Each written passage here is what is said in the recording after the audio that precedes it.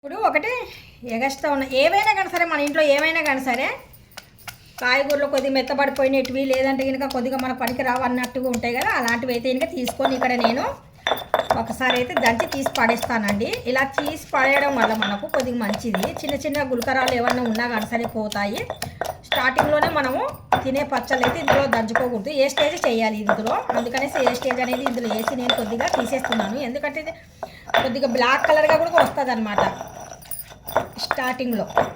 ఇంకా రాను అయితే ఇంకా బాగుంటుంది.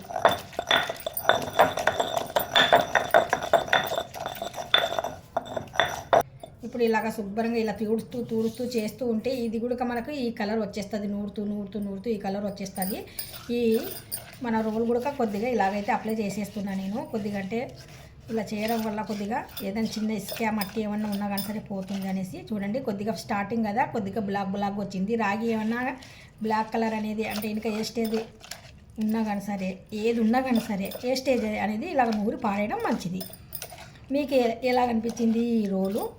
నేను చెప్పిన పద్ధతి నచ్చినట్టుగా అయితే జస్ట్ ఒక లైక్ అయితే చేయండి అబ్బా.